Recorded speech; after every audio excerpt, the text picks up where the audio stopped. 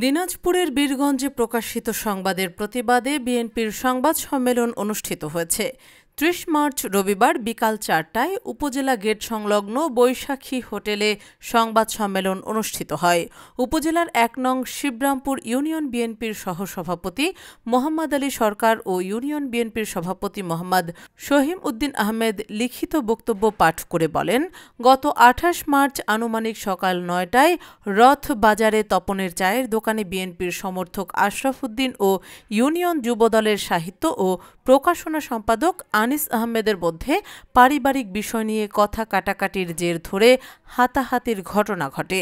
এই বিষয়কে কেন্দ্র করে জামায়াতে ইসলামের নেতৃবৃন্দ নিজেদের ফায়দা হাসিলের উদ্দেশ্যে উক্ত ঘটনাকে জামায়াতের ইফতার মাহফিলে বাধা দানের ঘটনা হিসেবে প্রচার করে। তিনি আরও বলেন, বিএনপি তাদের ইফতার মাহফিলে বাধা প্রদান করে, ইহা সম্পূর্ণ মিথ্যা ও বানোয়াট।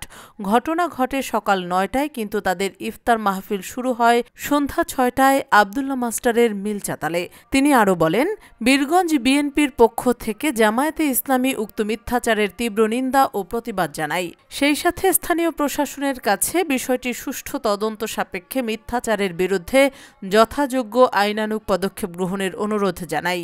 এ সময় উপজেলা বিএনপির যুগ্ম সাধারণ সম্পাদক শওকত জুলিয়াস জুয়েল, উপজেলা যুবদলের সদস্য সচিব তানভীর চৌধুরী, যুবদলের সিনিয়র যুগ্ম আহ্বায়ক আব্দুল জব্বার, উপজেলা ছাত্রদলের আহ্বায়ক মোস্তাফিজুর রহমান চৌধুরী আকাশ, উপজেলা বিএনপির ছাত্র বিষয়ক সম্পাদক শাহজাহান সিরাজ শিপন, শিবরামপুর ইউনিয়ন বিএনপির সভাপতি শহীম উদ্দিন আহমেদ, সাংগঠনিক সম্পাদক আমিনুর ইসলাম, ইউনিয়ন যুবদলের সহসভাপতি শরীফ আহমেদ সোহেল সহ প্রায় ৩০ থেকে ৪০ জন নেতাকর্মী সংবাদ সম্মেলনে উপস্থিত ছিলেন। এ সময় প্রিন্ট ও ইলেকট্রনিক মিডিয়ার সাংবাদিকবৃন্দ উপস্থিত ছিলেন।